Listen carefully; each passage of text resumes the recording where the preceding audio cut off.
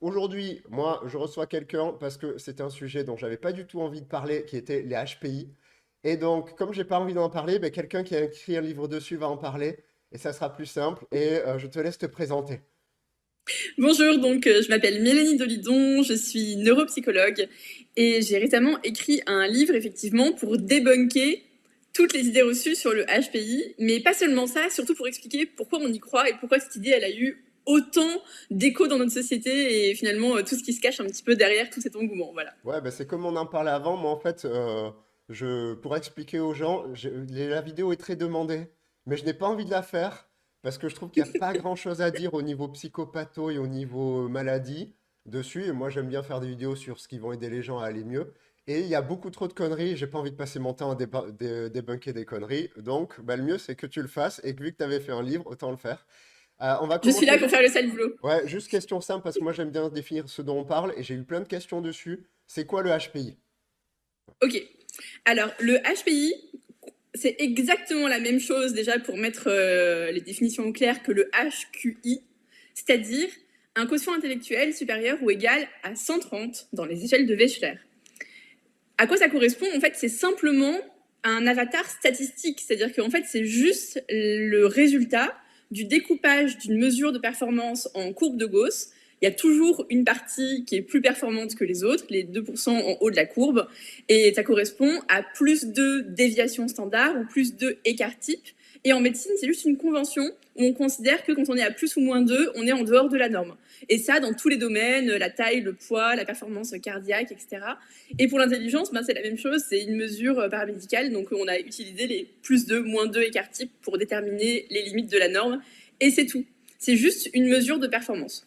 Oui, juste pour dire, j'ai oublié, j'ai fait une vidéo sur le QI qui réexplique tout ça. Donc, s'il y en a qui veulent avant cette vidéo, c'est mieux de voir la vidéo sur le QI. Et voilà. Et juste un point, oui, effectivement, un truc que les gens savent pas, qui est très important que tu as dit, c'est-à-dire que on mesure pas une performance en soi. Enfin, moi, j'appelle ça performance, mais oui, mais notre place par rapport aux autres. Donc, si tout d'un coup, les gens devenaient tous super intelligents avec beaucoup plus de capacités, ben, ça change rien que en fait, les HQI et les HPI, ça serait les 2% les plus forts. Donc, Oui, et en plus, d'un test à l'autre, ça peut changer. C'est-à-dire que si on change un peu les normes du test, si on change un peu le contenu, bah, quelqu'un qui était dans les top 2% à un test ne sera plus dans l'autre. Donc c'est vraiment pas un truc identitaire, c'est vraiment un résultat à un instant T. Il faut déjà mhm. bien avoir ça en tête. Et quel que soit ce qu'on mesure, on aura toujours un top 2%. C'est-à-dire que si on mesure le plus gros mangeur de saucisses ou je sais pas quoi, il y aura un top 2%. Donc surdoué en soi, ça veut rien dire, c'est juste les 2% les plus performants à ce test-là. D'accord. Alors justement, je veux rebondir sur quelque chose parce que là, il y a déjà des gens qui vont rager en commentaire. Parce qu'il y a des gens qui me disent que HPI, c'est-à-dire haut potentiel intellectuel, et HQI, haut quotient intellectuel, c'est pas la même chose et que du coup, on peut être HPI, c'est-à-dire haut potentiel intellectuel, mais avec un QI plus bas que 130. C'est quoi cette histoire? Je ne comprends pas. Alors, c'est le nerf de la guerre, en fait. On aborde tout de suite le sujet qui fâche. Ouais, ben, je préfère, c'est mieux. Non, c'est bien, c'est très bien. En fait, qu'est-ce qui se passe? Il se passe que certains psychologues cliniciens et les tenants de la thèse du HPI n'égale pas HQI prétendent que le haut potentiel intellectuel serait une entité clinique, c'est-à-dire une entité nosographique avec des symptômes, des traits de personnalité, en gros des marqueurs qualitatifs qui permettraient de repérer le HPI indépendamment du QI. Oui, ce que j'avais compris, c'est qu'effectivement, les HPI, il n'y avait pas que le QI. Et c'est pour ça qu'il y a une distance, hein. C'est que moi, j'y vois rien dans le HPI, alors que des gens, ils voient plein de traits de personnalité, comme le fait d'être rebelle Oui. et tout. Et comme on voit par exemple dans la série HPI, là. Donc il y a plein de stéréotypes là-dessus. Donc, Exactement, et en fait, ce sont rien d'autre que des stéréotypes, c'est-à-dire que en fait, c'est backupé par rien, rien, rien, et on a même prouvé le contraire. Il n'y a pas de trait clinique qualitatif qui soit associé à un OQI. bon. Toute la Alors, recherche scientifique sur le sujet est hyper claire là-dessus, et donc maintenant la question qu'on se pose, c'est pourquoi est-ce qu'on croit ça? d'accord. Bon, alors, avant de rusher toutes les questions, ce qu'on va faire, c'est que je vais y aller un par un, voilà, pour que les gens Ok, comprennent bien, parce que là, on est en train de dire tout ce qui est dit, c'est de la merde, voilà, mais on va partir du coup de ce qu'on sait, voilà. on va y Et revenir. après, on dira que c'est de la merde. Mais donc, ce qu'on sait, alors, par exemple, qu'est-ce qui est associé à un haut QI? Qu'est-ce qui fait, et c'est quoi la différence entre quelqu'un qui a un haut QI et un QI normal, par exemple? Est-ce qu'il y a des différences dans leur vie? Alors, oui, il y a des différences dans leur vie. Et en fait, déjà, il faut mettre au clair un point de méthodologie scientifique. Je sais que ça fait un peu peur de dire ça, mais c'est quand même important. Quand on fait de la science, en particulier en psychologie, le plus gros problème qu'on a, c'est de savoir comment on va recruter les gens qui font partie de notre étude. Parce que, en fonction de la façon dont on va les recruter, il va y avoir des variables cachées. C'est-à-dire que si on veut faire une étude sur la sexualité et qu'on l'a fait dans une maison de retraite ou qu'on l'a fait dans tous les sex shops de France, on ne va pas avoir les mêmes résultats parce qu'on n'a pas la même population. Donc, on va avoir des choses qui sont en commun, évidemment, mais on va avoir aussi des grosses différences qu'on ne saura pas expliquer si on n'a pas expliqué que en fait, le recrutement de notre population, il n'est pas équitable, en fait. Et quand on veut faire des tests sur les surdoués, on a des études scientifiques sur les surdoués, on a un gros problème qui est que les personnes dont on sait qu'elles sont surdouées sont celles qui ont déjà choisi de passer un test de QI. Et en fait, rien que ça, c'est énorme. C'est-à-dire que pour aller consulter un psychologue, lâcher plusieurs centaines d'euros, se poser la question pendant des mois, voire des années, etc., ça correspond quand même à une partie de la population qui est très particulière et qui se pose ces questions-là. Donc on n'a pas accès à tous les surdoués, on a accès à une petite partie des surdoués qui ont passé le test volontairement. Donc ça déjà en soi, c'est ce qu'on appelle un biais de recrutement en méthodologie scientifique. Et pour faire des tests qui soient fiables, des études scientifiques qui soient fiables sur les surdoués, il y a une seule solution, c'est de prendre un gros paquet de gens, potentiellement plusieurs milliers, ça s'appelle une cohorte, de faire passer des tests de QI à tout le monde et de voir dans le tas lesquels sont surdoués et de regarder comment ils vont. Ça a été fait plusieurs fois dans l'histoire. Et c'est d'études de cohorte qui étudient vraiment le QI et la relation du QI avec toutes sortes de variables montrent toutes à peu près la même chose. Le QI est corrélé à une meilleure qualité de vie, à une meilleure espérance de vie, à une meilleure santé mentale. C'est un facteur protecteur contre la plupart des maladies mentales, particulièrement l'anxiété. C'est un facteur protecteur pour les maladies aussi de type diabète et maladies cardiovasculaires, etc. C'est corrélé au niveau de revenu, à la réussite scolaire, à la réussite professionnelle et à une bonne insertion sociale. Oui. Donc c'est globalement un facteur très protecteur. Donc oui, il y a une différence qualitative entre les personnes qui ont un haut QI et celles qui ont un QI un peu moins élevé, qui est que en fait, un haut QI est un facteur protecteur dans à peu près tous les domaines de l'existence. D'accord. Alors juste pour dire sur les gens, parce que dans ma vidéo sur le QI, il y a des gens qui ont réagi, on réfléchit pas en cases, mais en pourcentage de probabilité. C'est-à-dire que ça ne veut pas dire que les gens à haut QI n'ont pas de problème. Ça veut juste Exactement. dire qu'ils en auront peut-être un peu moins sur tout ce dont tu as parlé, mais ça n'empêche pas qu'on peut avoir plein de problèmes en étant avec un haut QI, et ça n'empêche pas On peut d'aller avoir mal. plein de problèmes, Ouais. mais toutes choses étant égales par ailleurs, ça va toujours quand même un peu mieux. C'est-à-dire que si on prend deux personnes qui ont un trouble bipolaire, des traumas infantiles, qui sont dans un pays en guerre, etc., toutes les circonstances sont les mêmes. On est d'accord que les deux sont dans une situation très difficile et sont en souffrance, mais celle qui a un haut QI a plus de chances de s'en sortir de façon favorable que celle qui a moins de ressources intellectuelles. Ce qui est logique, parce qu'en fait, l'intelligence, ça offre des ressources de résilience, de résolution de problèmes, de meilleures stratégies, etc. Ok. Donc si on cherche les études qui qui essaient d'éliminer les biais de recrutement, en gros, on n'a pas du tout le profil qu'on voit que les gens disent sur les réseaux et tout, qu'en fait c'est un handicap et un problème. Parce qu'effectivement, il y a cette idée que c'est un handicap et que les gens doivent être aidés et que ça va être la catastrophe si on les aide pas. D'ailleurs, j'en connais des gens, des psy connus, qui ont dit que c'était la cata si on n'identifiait pas les très hauts QI et qu'ils étaient dans la merde. Ce qui est curieux, parce que c'est quand même plus de 2% de la population, donc c'est un sacré paquet de gens. Et en fait, ce qui se passe, c'est que ce biais de recrutement qu'on veut absolument éviter en méthodologie scientifique quand on crée une étude correcte, c'est exactement ce qui arrive aussi dans les cabinets de psychologie. Pourquoi ? Parce que les personnes qui vont consulter un psychologue pour passer un test de QI sont des personnes qui ont les mêmes problèmes que tous les patients des cabinets de psychologie, en fait. C'est-à-dire que l'hypersensibilité, quoi que ça veuille dire, le fait de se sentir en détresse, en décalage, différent des autres, de ne pas trouver sa place, d'être facilement en burn-out, d'être anxieux, etc. Toutes ces difficultés-là sont les difficultés partagées par les patients des cabinets de psychologie.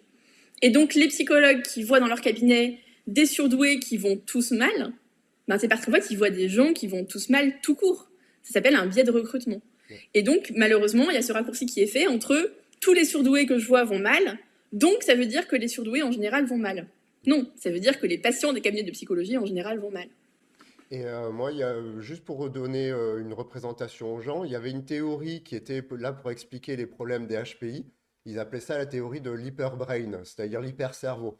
Et comme quoi les gens, du coup, avec un haut QI, étaient plus rapides, plus sensibles, plus allergiques, plus anxieux, plus malades.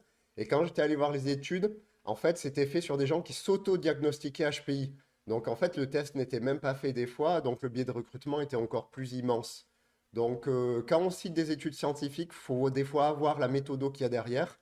Et Exactement. moi, j'avoue, au début, hein, comme je voyais des études sur, par exemple, les HPI, c'est vrai que dans les premiers comptes rendus que j'ai fait sur G où j'étais pas renseigné, je mettais qu'il y avait des caractéristiques différentes. Bon, ben, en lisant les études et en voyant comment c'était foiré au niveau méthodo, ben, j'ai arrêté et je me suis vite rendu compte qu'en fait, il n'y avait pas grand-chose qui disait que c'était un handicap. Voilà. Complètement. Il y a plein d'études en France qui sont recitées plein de fois dans des mémoires, dans des thèses, même par d'autres chercheurs, etc. Et quand on regarde la méthode de ces études, on se rend compte que ça concerne 20 gamins qui ont été recrutés sur les bancs d'un centre référent de niveau 3, c'est-à-dire où vraiment, pour être diagnostiqué en niveau 3, il faut d'abord avoir épuisé les professionnels libéraux parce qu'on a une pathologie qui est trop complexe pour être diagnostiquée simplement, et tout ce qui va être CMP, réseau de proximité, etc. Donc c'est vraiment les patients qui ont le plus de comorbidités, les pathologies les plus complexes et les plus sévères qui arrivent en niveau 3. Et c'est dans les centres diagnostiques référents de niveau 3 qu'on va recruter des enfants qui vont servir de population à une étude sur le haut potentiel intellectuel avec IRM, etc. Qu'est-ce qu'on peut obtenir comme vérité scientifique sur l'intelligence en ayant un échantillon qui ont tous des troubles du neurodéveloppement avec des comorbidités psychiatriques, etc. Ouais. C'est quand même assez curieux. Et ça, malheureusement, c'est très courant dans la recherche scientifique française. Ouais. On verra plus tard si c'est très français ou pas, parce que je sais pas exactement. Moi, je me suis pas intéressé aux autres pays. Juste pour dire aux Moi non gens, plus. parce que là, déjà, ce qu'on a dit, il y a des gens, effectivement, je comprendrais, parce qu'on va à l'inverse de plein de croyances. Mais si vous voulez aller chercher plus loin, on mettrait la biblio pour que vous ayez bah, la preuve de ce qu'on dit, parce qu'en fait, c'est pas Oui, notre avis à nous, c'est l'avis de la recherche quand on essaie de bien la faire. Voilà. Après, exactement. voilà. Bon, maintenant qu'on a introduit pourquoi effectivement tout était biaisé, c'est puisque les infos viennent d'études biaisées de manière générale ou alors de psy qui ont une vision biaisée par leur recrutement, est-ce qu'il y a des grosses conneries ou de gros stéréotypes qu'il faudrait qu'on voit? Parce que moi, je m'en souviens d'un qui m'a beaucoup marqué. Par exemple, après, je te lancerai sur les tiens parce que tu connais mieux le sujet. C'est celui que les HPI, il y en a un tiers qui sont en difficulté scolaire. Et quand j'étais allé voir l'étude, en fait, il s'avère qu'ils sont pas en difficulté scolaire, le un tiers. C'est juste qu'ils sont pas aussi forts que ce qu'on attendrait d'eux. Par exemple, vu qu'ils sont dans les 2% meilleurs, on attendrait qu'ils aient tous 19 sur 20. Bah, il y en a qui ont 13 sur 20. Et ils considèrent que du coup, ils sont en difficulté scolaire. Mais non, en fait. Ils sont pas en difficulté scolaire. Ils sont Mm. juste pas aussi forts qu'on attendrait d'eux, en fait, en fonction des tests. Et ça m'avait marqué parce que c'était un biais d'interprétation des études assez énorme. Absolument. Et il faut quand même avoir en tête quelque chose de très important. C'est que les tests de QI, ils ont été inventés par Binet et Simon au moment où l'école est devenue obligatoire en France pour prédire la réussite scolaire. C'est-à-dire qu'en en fait, le gouvernement français a demandé à des psychologues de créer des tests qui permettaient de prédire quels enfants seraient adaptés à l'école et pourraient suivre une scolarité normale, et lesquels vraiment, c'était pas possible de les mettre dans une classe et il fallait les mettre dans des institutions spécialisées ou créer des parcours adaptés pour eux parce qu'ils pouvaient pas apprendre en fait. On n'avait pas encore toutes ces notions de TND, etc. Mais on commençait à comprendre qu'il y avait quand même des enfants qui avaient un fonctionnement différent et qui ne pouvaient pas suivre dans une classe normale. Donc l'intelligence, en termes de QI, a été créée pour prédire la réussite scolaire. Donc dire que les personnes qui réussissent les mieux ces tests sont en échec scolaire, ce serait comme dire j'ai créé un radar de vitesse pour mesurer la vitesse des voitures qui passent, mais dès que les voitures dépassent 130 km/h, elles se mettent à reculer. Ce serait quand même super bizarre. Enfin là, on remettrait en question toute notre conception de la physique contemporaine, je pense, mais c'est pas ce qui se passe. Et c'est pas ce qui se passe non plus avec le QI, c'est-à-dire que, en fait, quand on regarde les études pareilles de cohortes qui sont vraiment sérieuses sur le sujet, ce qu'on voit, c'est que c'est un continuum, c'est-à-dire qu'en fait, la performance scolaire, elle augmente, ça fait un nuage de points qui augmente de façon complètement linéaire avec le QI. Et quand on passe la barre des 130, il n'y a pas d'effondrement ou ça se met pas à faire des trucs bizarres. Ça reste exactement pareil. Ok. Donc, Est-ce qu'il y a c'est d'autres, effectivement, moi, ça fait longtemps que je suis sorti du milieu, j'ai pas beaucoup de patients qui me demandent des tests de QI comme ça, ou alors c'est à la demande des profs, Et finalement, bah, les profs que je suis, moi, ou avec qui je travaille, ils identifient très bien les gamins, les problèmes, et donc du coup, moi, j'ai pas grand-chose à faire parce que ils sont quand même super bien pour la détection maintenant, les profs avec qui je travaille. Donc moi, je me frotte pas trop au milieu des demandes des parents ou alors des demandes des gens sur le OQI. Donc je sais plus les grosses conneries qu'il y a dedans. Voilà. À part quand j'ai vu deux, trois épisodes d'HPI que je trouve nul à chier. Mais après, toi, qu'est-ce qu'il y a? Il y a quoi comme conneries en fait dessus? C'est quoi les trucs qui Alors, traînent qu'il faudrait débunker? il y en a quelques-uns. L'échec scolaire, ça fait partie des premiers parce que ça reste quand même repris aujourd'hui par beaucoup de personnes. Alors, les associations de parents de moins en moins, mais ça reste quand même vraiment dans l'imaginaire collectif et il faut vraiment que ça s'arrête parce que c'est faux. Et ensuite, moi, ce qui me tient le plus à cœur, c'est cette histoire d'intelligence qualitativement différente. Hmm. On dit que les surdoués, en fait, ils auraient un cerveau différent des autres personnes, donc ils ne seraient pas neurotypiques. En Ah fait, oui, il ils y a la auraient une question d'arborescence et tout, des trucs comme ça. je vais en parler. Ouais. Et en fait, c'est faux. C'est-à-dire que quand on regarde vraiment les études en imagerie cérébrale, qui regardent la connectivité neuronale, la vitesse, en fait, toutes les variables qu'on peut imaginer et qu'on peut étudier, corrélées à l'intelligence, on trouve une différence, mais qui est purement quantitative. C'est-à-dire que, encore une fois, c'est linéaire, c'est un continuum, et il n'y a aucune différence de nature entre un cerveau qui a 131 et un cerveau qui a 129 de QI. Il n'y a pas en fait de rupture de schéma de quelque nature que ce soit. C'est toujours un continuum. C'est-à-dire que plus on est intelligent, plus on a de connectivité, plus ça va vite, etc. Mais c'est juste une question de quantité. C'est-à-dire que c'est littéralement une voiture qui va plus vite. C'est pas un avion. C'est la même chose en fait. Il n'y a pas de différence de nature. D'accord. Ok. T'as d'autres choses aussi que tu veux rajouter sur des choses qui t'énervent entre guillemets ou des choses qui sont des conneries à dire? Ben, déjà, le concept de zèbre en soi, comme je suis un peu une troll, j'ai mis ma robe Alors, il zèbre faudrait aujourd'hui. définir aux gens ce que c'est zèbre et tout, parce que c'est vrai que moi, je me suis dit, on va éviter tous les termes qui sont passés à côté, mais si tu veux te lancer dedans, vas-y. Voilà. En Il y a fait, je plein pense de que termes pour c'est parler du important quand HPI. on Ouais. débunk parce que, en fait, ce terme de zèbre qui vient, tout comme la pensée en arborescence du livre de Jeanne Soufachin, Trop intelligent pour être heureux, ça véhicule l'idée qu'il y a une différence qualitative entre les surdoués et les autres. C'est-à-dire qu'il y aurait les surdoués qui seraient vraiment de nature différente, littéralement une autre espèce, et de l'autre côté, les chevaux, c'est-à-dire les gens qui ont un QI normal pardon, et qui ne fonctionnent pas pareil et qui ne peuvent pas les comprendre. Et ça va vraiment nourrir un biais cognitif qui s'appelle l'instinct du fossé, qui fait que quand on a des groupes humains, on a tendance à vouloir en faire une différence de nature qui ne peuvent pas se comprendre et qui ne peuvent pas se mélanger. On a du mal à voir les continuums, en fait, on a du mal à voir les spectres. Le cerveau humain a envie de faire des catégories et de séparer par un fossé les différents groupes.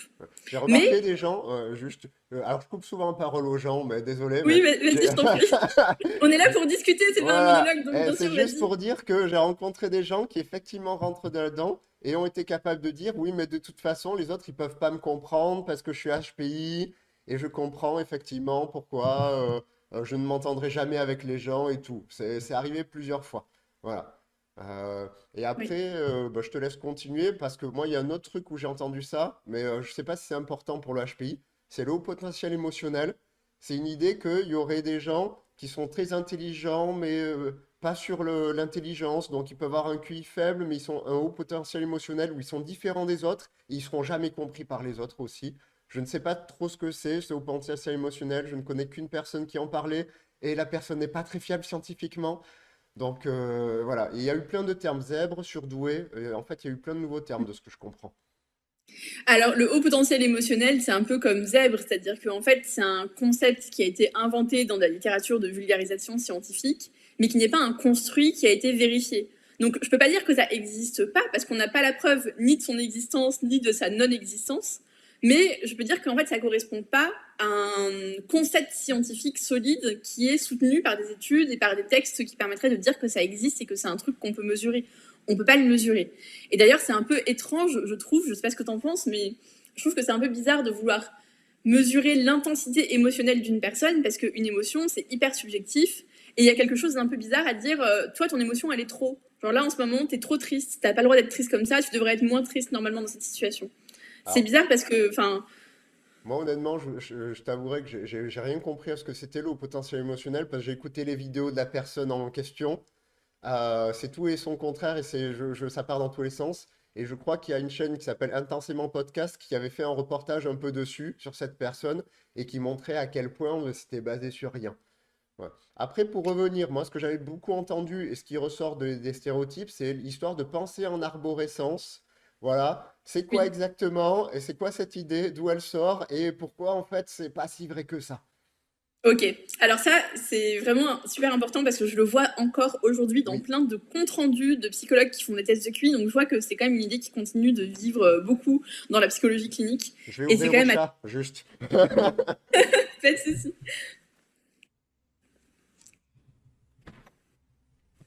Sinon, on aurait entendu tap, tap, tap, tap à l'enregistrement constamment. Ça marche.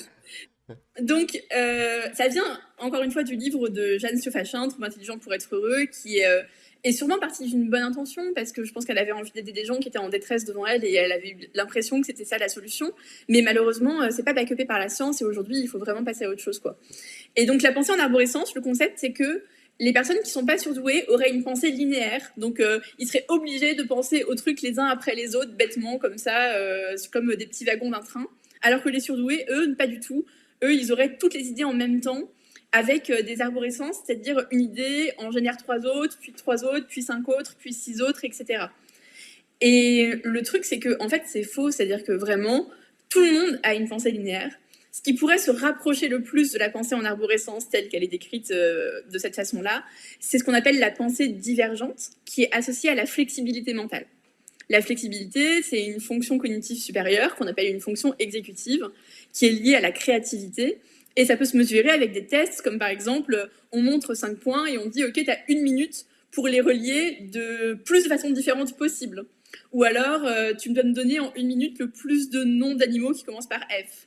Ou le plus d'usage d'une brique. Genre, je te donne une brique, qu'est-ce que tu peux faire avec ça en 1 minute, le plus de choses possible.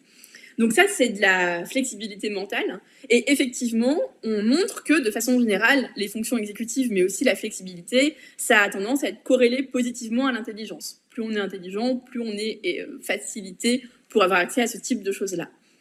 Mais la pensée divergente, qui fait que on peut générer un maximum de solutions créatives en un minimum de temps, elle est rien du tout sans la pensée convergente, qui est qu'une fois qu'on a fait tout ça, bah, il faut réussir à sélectionner la solution la plus pertinente pour résoudre un problème. Sinon, ça sert à rien d'avoir mis l'usage d'une brique si on en résout, si on n'utilise aucun.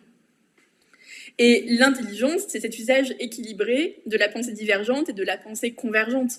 Donc, associer la pure créativité d'une façon un peu pathologisée à l'intelligence, c'est quand même un peu étrange.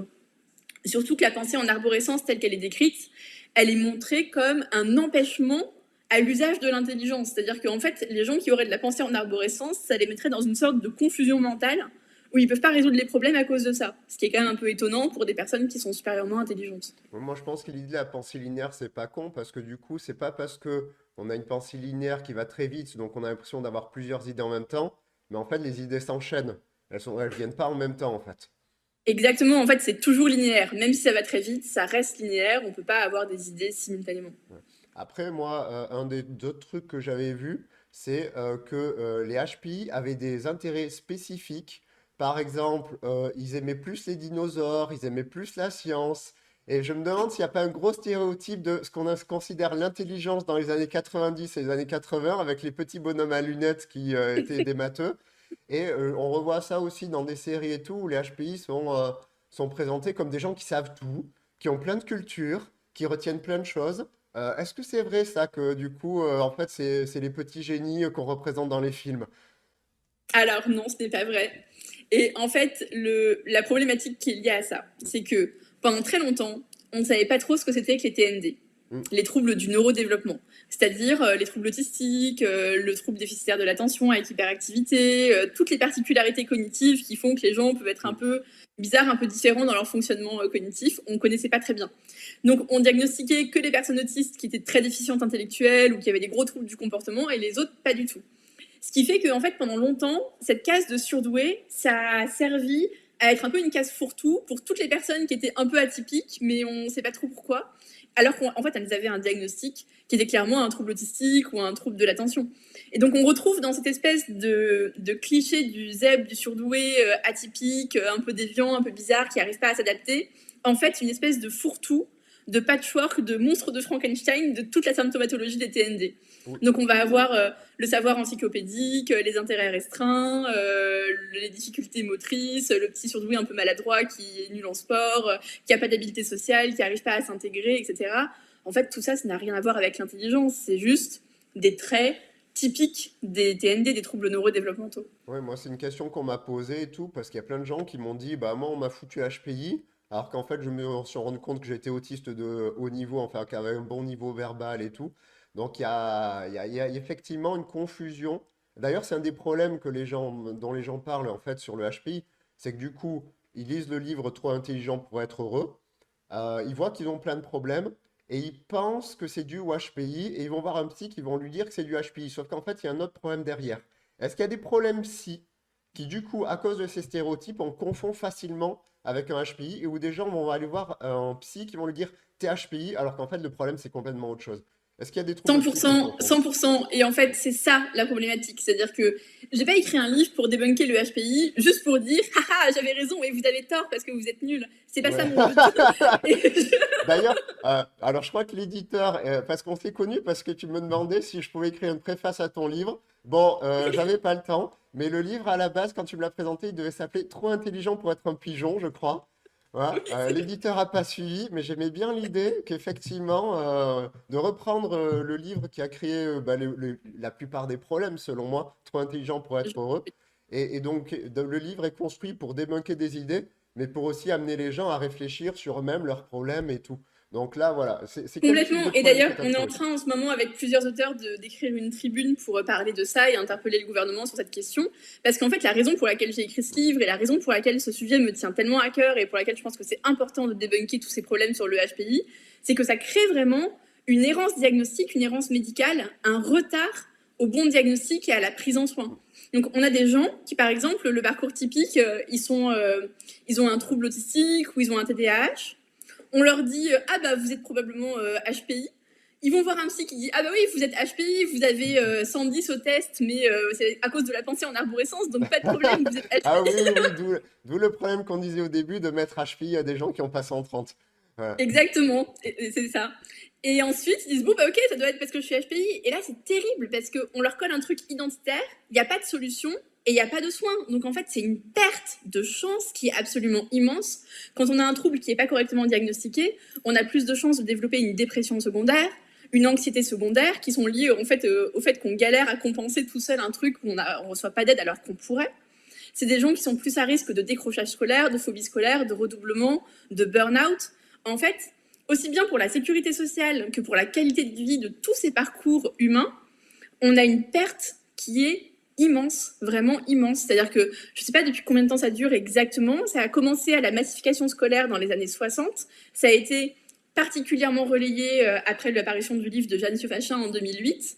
Pendant tout ce temps, si on pense à tous les gens qui auraient pu avoir un diagnostic et qui ont été empêchés de ça parce qu'on leur a collé l'étiquette de HPI, la perte que ça représente en coût humain et en coût financier pour l'État, c'est juste colossal en Et fait. on a des chiffres de ça parce que du coup, comme ça, moi je sais pas si c'est genre une perte sur 10 personnes et on s'en fout ou si c'est vraiment des pertes énormes. Est-ce qu'on a des chiffres? Alors, on peut estimer, en fait, on n'a pas de chiffres parce que c'est dur de. Il n'y a pas d'études encore cliniques, je pense que ce serait super de le faire, qui permettent de chiffrer ça vraiment. Mais on sait que Trop intelligent pour être heureux, c'est vendu à 500 000 exemplaires. Mm. Donc, si on part du principe que chaque personne qui a acheté ce livre a perdu 1 an, mais je pense que c'est très généreux et qu'en réalité, c'est beaucoup plus à cause de ces idées-là, c'est énorme en fait. Bon, alors du coup, les gens qui arrivent ici, qui disent, oh, moi je suis HPI et j'ai ce problème, à quoi ça peut ressembler?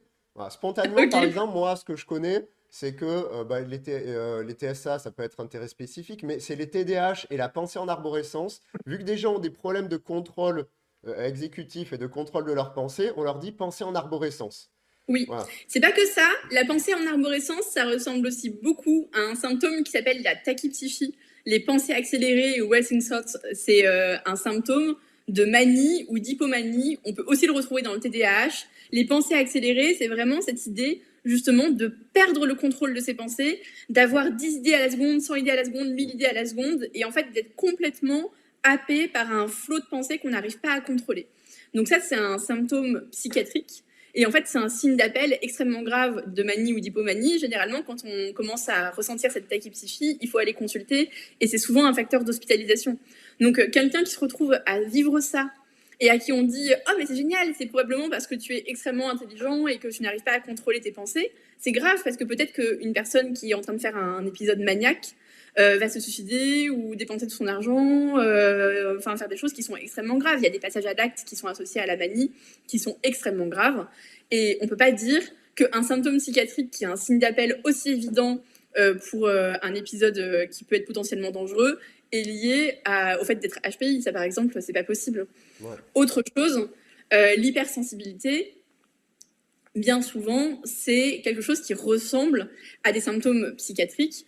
Par exemple, soit c'est de l'hypervigilance anxieuse, en gros, le fait d'avoir les pensées qui sont tout le temps activées, de ne pas réussir à s'arrêter, de ne pas réussir à s'endormir parce qu'on pense trop, de toujours être vigilant à tout, d'être activé par tout ce qui se passe autour de nous, c'est un signe d'anxiété. Et l'anxiété, ça se soigne très bien avec des thérapies cognitives et comportementales. Il y a plein de choses qu'on peut faire pour soulager, aider, voire guérir les personnes qui souffrent d'anxiété. Et c'est quand même super dommage de les laisser pendant 10 ans, 15 ans galérer toutes seules avec leur anxiété en disant c'est parce que tu es trop intelligent. Autre chose, ça peut être de la labilité émotionnelle. La labilité émotionnelle, c'est un symptôme qu'on retrouve dans le trouble de la personnalité borderline, par exemple, et qui fait qu'on va passer très rapidement d'une émotion à l'autre parce qu'en fait, on va être activé par un tout petit événement qui va activer la sensation de rejet ou d'abandon. Et donc, par exemple, on a quelqu'un qui ne répond pas à notre message immédiatement et on va péter un câble et casser la vaisselle. Et c'est pas parce qu'on est hypersensible, c'est parce qu'on a un trouble de la personnalité. Ça n'a rien à voir avec l'intelligence. Si je te comprends bien, en gros, dans les stéréotypes du HPI, c'est tous les problèmes mentaux qui y passent, quoi. Exactement, c'est vraiment ce monstre de Frankenstein qui correspond à toute la symptomatologie psychiatrique et neurodéveloppementale la plus courante. On a pris plein de petits bouts de plein de ces trucs-là, on les a mis ensemble et on a dit, voilà, ça c'est un surdoué. Ok, c'est un gros fourre-tout où il suffit de faire passer le test, d'avoir 110 à peu près, comme ça on n'est pas dans les normes, on est juste à la limite de un peu hors des normes. On a un problème psy et hop, on est foutu HPI du coup pour certains psys. Exactement. Ok. Exactement. Et là, on se rend compte que ça concerne beaucoup de personnes. En fait, j'invite tous les gens qui regardent cette vidéo à se poser la question, combien de personnes autour de vous, ou peut-être vous-même, vous avez connu qui a pensé que peut-être ces problèmes étaient liés à un HPI? Enfin, moi, j'en connais plusieurs personnellement. Et je pense que les gens qui s'intéressent à la psycho et qui connaissent des gens qui ont fait des thérapies, etc., on en a tous connu. Et aujourd'hui encore, il y a plein de coachs qui sont spécialisés HPI, HPE, il y a plein de psys qui sont spécialisés HPI et HPE, et en fait, c'est un gros problème de santé publique, réellement. Ouais. Bon, après, là, on va revenir à une question qu'on s'était posée au début. Je me suis dit, oh, on verra plus tard, on verra plus tard. C'est en gros pourquoi ça a pris. Parce qu'il y a des choses qui prennent, mais pas dans la population générale. Par exemple, dans la population psy, les psychiatres, où on a des problèmes de gestion émotionnelle, ils foutent borderline ou bipolaire, et il y a des cases qui servent aux mauvais psychiatres, j'ai envie de dire, aux mauvais psychologues, à balancer des diags à l'arrache. Voilà. Mais là, il y a une différence, c'est que ça a vachement pris dans dans le grand public, en fait. Et ça, c'est assez rare qu'un diagnostic prenne dans le grand public, à part bipolaire pour insulter les gens qui changent d'avis. Voilà. Mais ce qui n'est pas la bipolarité de changer d'avis dans la journée. Donc pourquoi ça a pris dans le grand public comme ça, là? Il s'est passé quoi? Tu me dis qu'il y a un livre qui s'est vachement vendu, mais pourquoi il s'est vachement vendu? Il s'est passé quoi? Alors, en réalité, il y a plusieurs réponses à cette question. Quand on a un phénomène de société comme ça, il n'y a jamais une seule cause, c'est multifactoriel. Mais si on s'intéresse à ce qui s'est passé d'un point de vue un peu historique, politique, le début de l'engouement pour cette question, ça s'est passé dans les années 60, 70, au moment de la massification scolaire. La massification scolaire, c'est le moment où on avait avant ça un collège ou un parcours scolaire pour les personnes qui passaient un certificat d'études et qui étaient plutôt ouvriers ou paysans. Et c'était le parcours vraiment basique. Et il y avait le collège et le lycée qui préparaient aux études supérieures, aux prépas, et qui étaient réservés vraiment à une élite. On a mélangé tout ça et on a dit, hop, c'est le collège unique, tout le monde va aller dans le même collège. Et à ton avis, comment ont réagi les familles qui avaient des enfants dans le collège privilégié à l'idée qu'un énorme flot de paysans et d'ouvriers allait arriver et partager la classe de leurs enfants? Extrêmement mal, en fait, ils ont pété un câble vraiment en disant ça va être la fin, le nivellement par le bas, c'est terrible, etc. Moi, je Et connaissais pas à cette Nice en histoire-là, particulier, effectivement, de collège unique et à quel point ça avait pu jouer sur l'histoire du HPI. Je faisais pas remonter ça dans les années 60, tu vois. Je m'y connaissais pas assez. ben, j'ai vraiment fait une grosse enquête pour essayer de comprendre d'où ça venait, quand est-ce qu'on a commencé Oui, à parler de ça. Et les premières occurrences, je les ai trouvées chez Jean-Charles Terrassier, qui est un psychologue niçois, qui a diagnostiqué des HPI atypiques à tour de bras. Parce qu'en fait, pour lui, c'était assumé que c'était un outil politique pour permettre à ses enfants d'avoir un parcours favorisé. Et en fait, il a écrit au ministre à l'époque, j'ai retrouvé les écrits, en disant écoutez, nous, on n'est pas contents, on a des enfants qui sont très intelligents, il faut leur faire une classe spécialisée pour pas qu'ils soient mélangés avec la plèbe, en gros. Et le ministre, et le ministre a dit vous vous foutez de moi, c'est hors de question. Le budget de l'éducation nationale, c'est pour les enfants en difficulté, c'est pas pour les enfants privilégiés. Donc démerdez-vous avec vos enfants de riches. Et il a dit ah bon, c'est pour les enfants en difficulté, d'accord. Alors il est revenu quelques mois plus tard en disant oh, c'est terrible, on s'est rendu compte que les enfants très intelligents étaient en fait handicapés, donc on a besoin de classes spécialisées. Et en fait, ah c'était d'accord, ok. clairement un tour de passe-passe politique, quoi. Enfin, c'était vraiment pour réussir à détourner ce problème du nivellement par le bas qui était lié à la massification et avoir quand même des parcours privilégiés, garder des privilèges en fait pour les enfants les plus performants qui venaient des familles qui voulaient garder la performance scolaire la plus importante possible. D'accord. Bah, juste un point, parce que là, du coup, on fait des variables confondues. Tu as parlé de richesse tout d'un coup et d'élèves performants. C'est juste pour dire qu'effectivement, il y a un lien entre la catégorie socio-professionnelle des parents et à quel point les enfants réussissent au test de QI. Donc, c'est important juste à signaler. C'est pour ça qu'effectivement, il y a eu ce lien entre élèves performants et gosses de riches, parce qu'il y a Oui, quelque chose oui, qui se merci. joue là-dessus. Voilà. Il y a un lien. Après, du coup, on peut entendre que des parents aient envie qu'on fasse des classes différentes pour leurs enfants, et je crois qu'on fait des adaptations pour les gens HPI. C'est-à-dire que quand on identifie un HPI, on peut lui faire un saut de classe, ou alors on peut lui donner plus de travail à l'école, histoire qu'il se fasse pas Oui, chier et qu'il puisse on s'adapte un peu aux gens HPI quand même.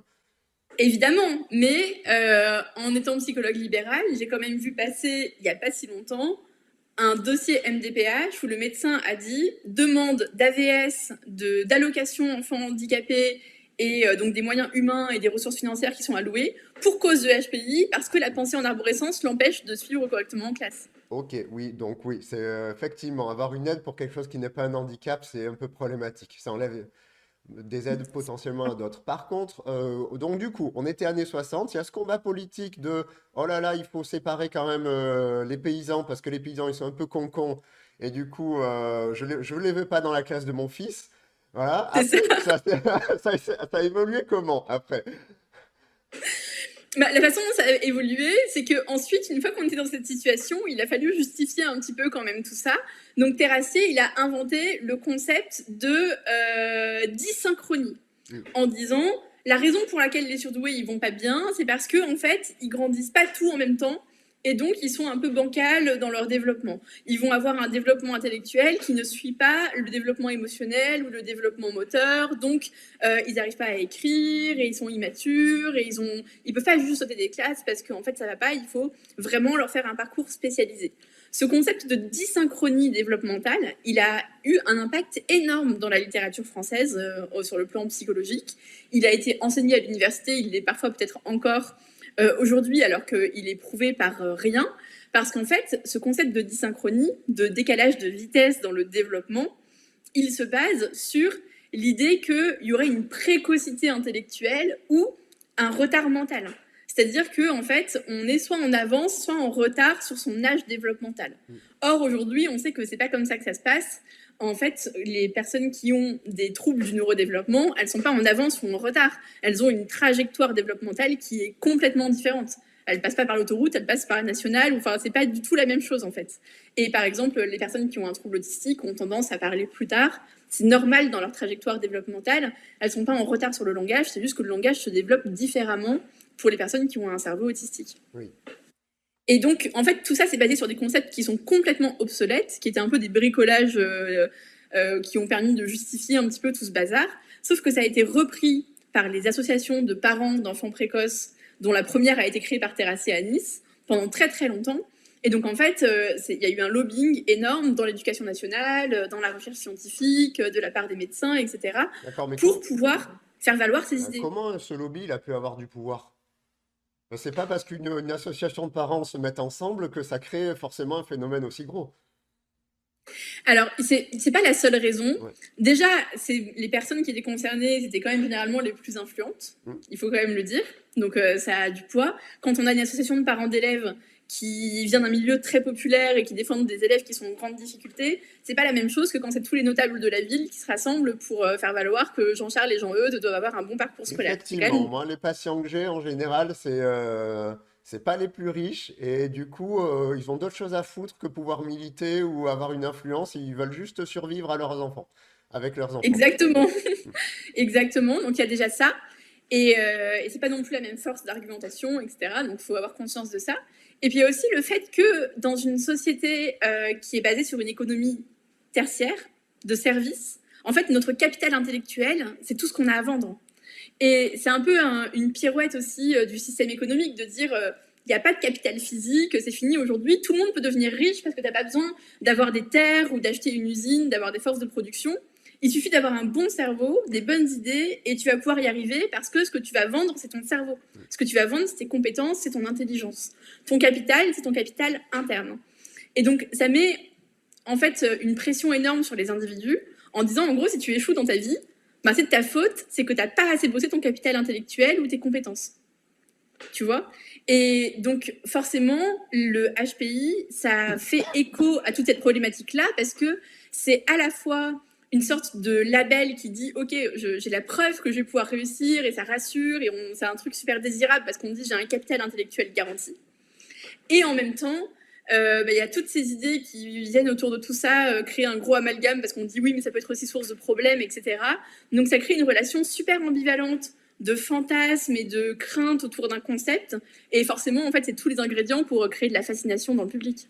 D'accord. Bah moi, en fait, ce qui m'empêchait d'en parler, c'est justement ça, c'est que j'ai l'impression que, à part que c'est un effet protecteur, j'aurais fait une vidéo d'1 minute, et après tout le reste, les gens m'auraient dit, et pourquoi tu parles pas de ça et pas ça? Mais parce qu'il n'y a rien comme données scientifiques derrière. Mais en gros, ça m'arrive de traiter des sujets comme ça, mais là, c'est 1% de trucs valables et 99% de fantasmes. Et donc, ça me faisait chier d'en parler tout seul parce que je le sentais pas trop, quoi.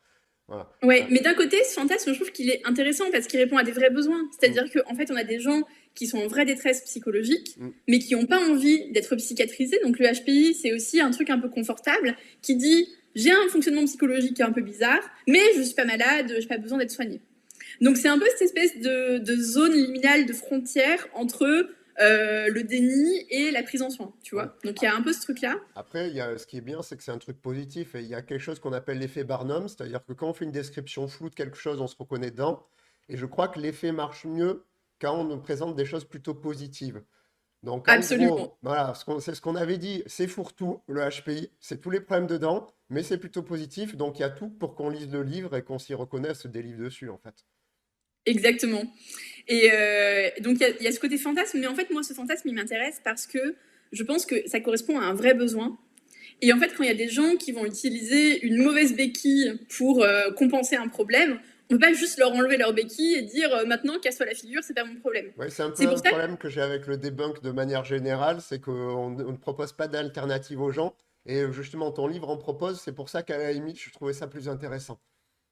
C'est pour ça, je pense que malgré le fait que beaucoup de livres soient sortis pour débunker ce problème, ils n'ont pas trouvé d'écho dans le public parce qu'on ne peut pas juste enlever la béquille des gens en disant arrête de penser ça, c'est faux. En fait, il faut comprendre pourquoi les gens pensent ça et il faut aussi leur proposer une alternative correcte. Et là, l'alternative, c'est que en fait, les symptômes dans lesquels elles se sont reconnues avec le HPI, ça correspond à des vraies entités diagnostiques pour lesquelles il existe des vrais soins. Et c'est important de les trouver parce qu'en fait, on n'est jamais que HPI. C'est-à-dire que si on se dit peut-être que je suis HPI, le simple fait de se poser la question, c'est que très très probablement, il y a un symptôme de quelque chose derrière. Et les pathologies psychopathologiques, ça concerne une personne sur 5 dans la population, donc c'est très fréquent. Et il n'y a aucune honte à avoir de l'anxiété ou une dépression ou un TDAH ou un trouble autistique. Et en fait, c'est important de chercher le bon diagnostic parce que si on n'a pas le bon diagnostic, on n'a pas les bons soins. En fait, c'est juste la clé qui ouvre la bonne porte vers la bonne solution. Oui, on revient un peu Et au c'est biais. ça que Oui. les gens comprennent. Ouais. On revient au biais de recrutement, c'est-à-dire que quand on a envie de passer un test, c'est qu'on a envie de comprendre quelque chose. Alors, c'est peut-être pas forcément un problème, mais ça fait déjà un biais parce que des gens HPI qui en ont rien à foutre toute leur vie et qui font jamais les tests, il y en a un paquet quand même. Bah, il y en a énormément, en fait, c'est l'immense majorité, c'est 90%. Ouais, Parce que ça concerne 1,5 million de personnes en France, donc tous ces gens-là, on va passer des tests de ouais. QI. Et du coup, pour revenir juste à quelque chose, parce que moi, j'ai l'impression, c'est que mon impression, que c'est un truc très français. C'est-à-dire que je retrouve très peu les notions de zèbre, de HPE et tout. Voilà. Est-ce que déjà, mon impression est bonne ou pas? Ben, malheureusement, c'est aussi quelque chose qui existe à l'étranger. Ok. Moi qui passe beaucoup de temps sur Discord, sur différents serveurs, Mm. etc., à parler avec des gens de psychiatrie dans différents pays, en fait, aux États-Unis, c'est quand même une idée qui est assez répandue aussi. Alors, D'accord, on ok. n'utilise pas les mots de zèbre ou de HPE, mais l'idée qu'être supérieurement intelligent, ça crée des problèmes, ou qu'on est plus à risque d'avoir un trouble neurodéveloppemental quand on a un haut QI, c'est une idée reçue qui persiste aussi dans d'autres pays. C'est pas exactement les mêmes, mais en gros, ça reste quand même une idée un peu transversale. D'accord. Et eux, du coup, ils ont eu l'histoire de lobbying qu'on a eu nous en France, ou c'est la même histoire de développement du concept ou pas?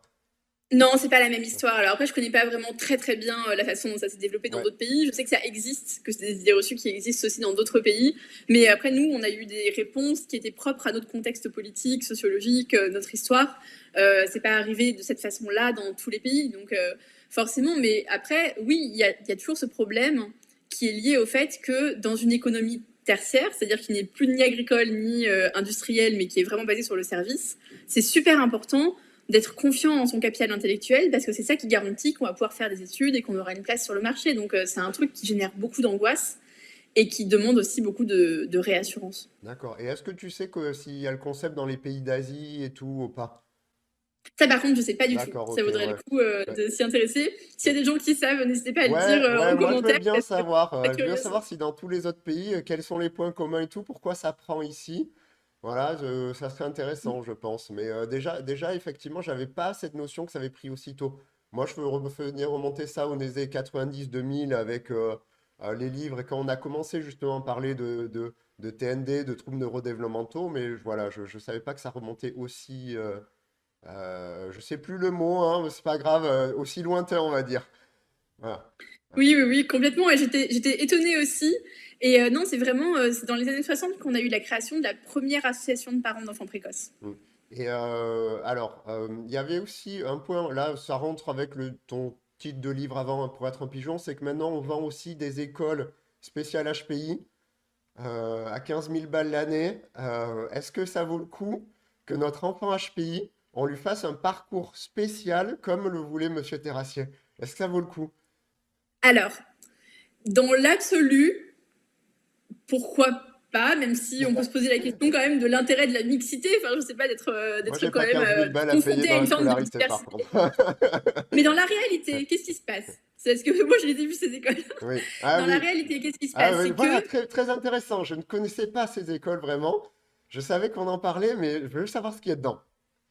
bah, en fait, les élèves qui composent ces classes sont des élèves qui ont passé un test de QI parce qu'ils avaient des troubles associés généralement très sévères. Mm. Donc ils ont généralement des formes cliniques sévères de troubles autistiques ou d'anxiété généralisée, ou en tout cas il y a quelque chose qui ne va pas du tout. Ils sont parfois pris en soins, parfois pas. Et bien souvent, ils arrivent là parce qu'ils ont fait une phobie scolaire, ils étaient harcelés, enfin en tout cas, il y a eu vraiment des gros problèmes. Donc on se retrouve dans des classes d'enfants qui sont potentiellement polytraumatisés, avec des énormes troubles associés. En fait, ça ressemble plus à des Ulysses de luxe qu'à un parcours prestigieux d'exception. D'accord, ok. Et tant mieux, il y a des parents qui peuvent se le payer, c'est très bien, parce que souvent, c'est des enfants qui n'arrivent plus à être scolarisés en milieu ordinaire. C'est pas le cas de 100% de ces élèves, mais c'est quand même une bonne proportion, et il faut quand même avoir conscience de ça. Ah oui, bah, ça doit renforcer aussi les stéréotypes que effectivement les HPI ont des problèmes, puisqu'ils ont des écoles spécialisées, et dans ces écoles spécialisées, on voit bien qu'ils ont des problèmes. Ah bah ça c'est sûr, on ne peut pas passer à côté D'accord, généralement. ok. Est-ce qu'il y a des choses que tu voudrais rajouter par rapport à tout ça? Parce qu'on a fait à peu près tous les sujets pour débroussailler. Voilà. S'il y a des gens qui veulent d'autres sujets ou plus de détails, ils diront en commentaire. Mais là, moi, je pense qu'on a brossé à peu près tous les sujets, moi, qui me semblaient importants au Oui, départ, au moins pour le début. Est-ce qu'il y a des choses que tu voudrais rajouter? oui. Juste pour conclure Vas-y. en fait par rapport à tout ça, Je voudrais dire qu'en fait, il n'y a aucune honte à avoir investi ses idées, à avoir pensé qu'on était un zèbre, à avoir conseillé des patients en disant qu'ils étaient HPI ou HPE ou je ne sais quoi. En fait, c'est pas grave d'y avoir cru, mais parce que ça a été très présent pendant un temps et on n'avait pas forcément de contre-discours. Mais ce qui est important, c'est de savoir lutter contre la dissonance cognitive, parce que quand on a investi des idées comme ça qui sont fausses pendant longtemps, on a tendance à avoir une réaction un petit peu de rejet face à toute idée opposée en disant si j'accepte que j'ai eu tort, ça veut dire que j'étais une mauvaise personne ou stupide ou je sais pas quoi. Absolument pas. Les croyances ne sont pas liées à l'intelligence, ne sont pas liées à la valeur de la personne. On peut avoir eu besoin de ce discours pendant un temps et accepter sans honte de reconnaître que c'était faux et qu'on a besoin de passer à autre chose parce qu'aujourd'hui, on a tous les outils disponibles pour aider aussi bien sur le plan psychopathologique que sur le plan neurodéveloppemental. Donc c'est vraiment dommage de ne pas en profiter. Oui, bah, comme moi, il y a 7 8 ans, j'ai vu Révol écrire des articles scientifiques. Je ne suis pas allé voir la méthodo et j'y ai cru. Voilà. Un an après, ben, j'y ai pas cru, mais moi, je suis pas impliqué au niveau émotionnel et au niveau psychique là-dedans. Donc moi, je comprends, voilà, là, il y aura des réactions de rejet forcément, potentiellement dans la vidéo. Je dis juste qu'effectivement, s'il y a des questions, n'hésitez pas, on met les références en bas. Et au pire, il y a ton livre. Et puis, je fais des phrases avec des puis, et puis je sais pas ce que je veux mettre après. Donc, c'est pas grave. Voilà. Bon, autre chose à rajouter? Non, c'était le plus important. Bah, merci beaucoup pour m'avoir laissé cette place pour m'exprimer sur ce sujet qui me tient beaucoup à cœur parce que je pense qu'aujourd'hui, c'est un obstacle au bon parcours de soins de beaucoup de personnes. Donc, si ça peut aider ne serait-ce qu'une poignée de personnes de voir cette vidéo, ben, je serais ravie. Bah, ok. Bon, de toute façon, moi, ça m'arrangeait parce que je me dis que je vais faire des vidéos sur des choses où les gens, je m'y connais un peu moins bien, ou alors il y a des gens beaucoup plus experts que moi, ou alors où il n'y a pas de données scientifiques. Là, il y a des données scientifiques, donc c'est facile. Tu peux arriver avec ta grosse science et dire, ah, c'est bon, j'ai la science. C'est Voilà. pour ça que j'ai mis ma blouse de Ouais. professeur. Voilà. Après, voilà, on verra comment ça s'organise. Vu que tu étais à fond, ben, j'ai essayé de pas trop te couper la parole parce que c'est mon gros défaut de couper la parole pour créer de la discussion parce que je sais pas quand il faut parler. Voilà. Mais moi Mais aussi, donc désolée ouais. si. Non, mais vu que j'étais l'autre, je me suis dit, c'est toi qui sais, je vais te laisser parler.